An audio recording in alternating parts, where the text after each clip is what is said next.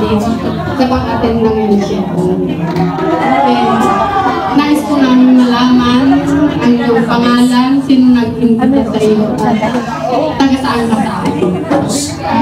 Pagbilaw Quezon. Quezon. Sino po Tita Elsa. Pamangkin ka ni Sister Elsa. So, ibig sabihin, wala ka pang first time mo talaga. Ang Elsa ay kapatid ay nasa simbahan, under sa simbahang Katoliko. Kaya bago ang gawain, uma-attend tayo ng mas sa simbahan. Binigyan ka ng panyo, diba? Ang panyo na yan ay hindi ordinary, kapatid. Diyan nakasulat ang mabisang panalangin. Kung may problema ka, yan, ipagdasal mo lang yan. Andyan yung mga panalangin. Psalm 91. Welcome kapatid sa gawain din siya. At ipag-pray ka ng aming preachers, Brother Edgar. Napag-uulo po sis, pray ka namin. Dakila naman aming Diyos, maraming salamat po sa biyaya at pagpapala na pinagkaloob niyo po sa amin sa araw na ito at sa aming kapatid na inyo pong dinala sa inyong prayer meeting.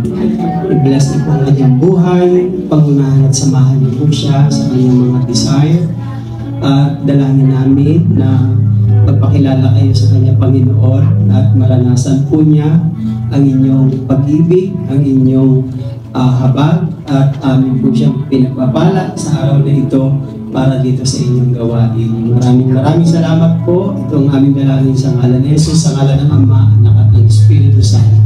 Amen. Welcome muli kapatid. At nawa, hindi ito ang una at huli namin na magkakasama ka sa gawain na ito. Welcome. Dadako na po tayo sa life testimony. Sino po ang magpapatotoo? Mga pinagpalang mga kapatid. Sino po? Wala po bang pinagpala dyan? Sister? At bakit parang walang magpapatotoo ngayon? Brother Gilbert, malakas na papuri para sa ating Panginoon.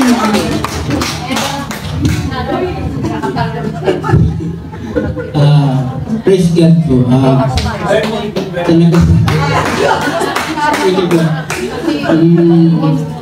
Sa pusang patotoo ko yung nangyari sa akin kagabi. Dahil sa totoo lang sumakit po yung ulo ko kagabi. At isa po yung pagsakit ng ulo sa mga kinakatakutan ko. Dahil isa na po yung sa mga senyales na binigay ng doktor na kapag sumakit daw yung ulo mo, isa na po tayo sa mga yun parang aatakihin tayo. Kaya sa mga paganyang bagay, ininuman ko na po siya ng gamot na yung Panadol, yung Biogesic po, tsaka nagpahinga po ako ng kung ano-anong gamot sa ulo. Pero parang hindi pa rin siya nawawala yung sakit ng ulo. Pero ng mga oras na yun, sabi ko, dahil malapit na yung simbahan dyan sa tapat namin, yung St. Lawrence dyan. Lumabas po ako doon, tapos inilabas ko rin po, meron po akong yung langis ng El Shaddai na gano'n. Lumabas po ako doon sa simbahan na yun, tapos doon ko po siya itinaas. Sabi ko, Lord, tulungan mo ko, paalisin mo yung sakit na to, itong sakit ng ulo na to. Dahil sabi ko, baka hindi ako makapag-church bukas. Gustong-gusto ko pa naman maglingkod sa inyo tuwing every Sunday, sabi ko. Kaya noong mga oras ngayon, bago ko siya ipinahid, talagang itinaas ko po yung langis na yun sa kanya.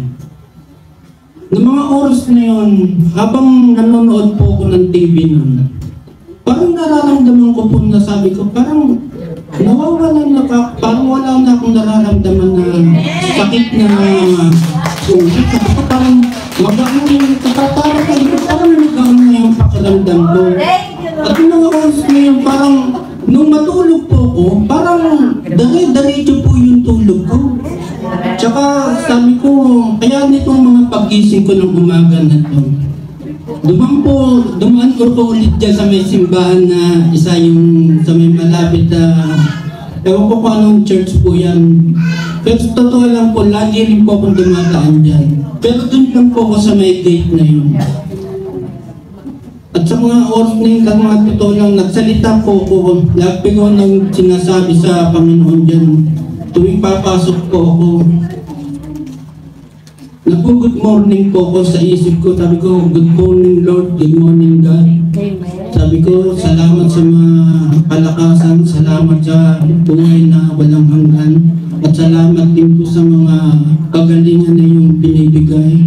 Kaya sa mga oras na to, talagang nagpapasalamat ako sa iyo sa kagalingan na iyong binigay. At mga oras dito ako, nakapagpinta ko dito sa iyo, nakapaligo ako, nakapagbigas ako, at kung ano man po yung kailangan ko para makapagsimba sa iyo. Thank you Lord God. Thank you Lord sa kagalingan ni Brother Gilbert. Patuloy po nating ipanalangin si Brother Gilbert kasi siya na ang nag-iisang lalaking choir. Amen! Malakas na papuri para sa ating Panginoon. At dadako na po tayo sa ating pagpupuri, sa pagsayaw at pag-awit sa ating Panginoon. Amen! Tumayo na po tayo at tayo'y magsasayaw, aawit at pangunahan po tayo ng ating dancing ministry at ang music ministry sa pangunguna ng ating pinagpalang kapatid, Sister Janet Bunyado. At ang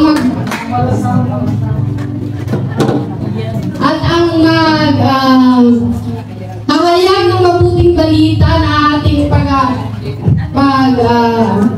sasaluhan sa araw na ito ang ating kapatid, Brother Edgar Beresio. Malakas na papuri para sa ating Panginoon. Hallelujah! Purihin natin ating Diyos na buhay! Hallelujah! Hallelujah! Hallelujah! Hallelujah! Tunay nga ng pakabuti ng ating Diyos sa ating napakinggan na patutuo ng ating kapatid. Ang kabutihan niya ay walang hanggan. Kaya naman sa oras na ito muli, we ask the presence of the Holy Spirit to be with us. Because we are really not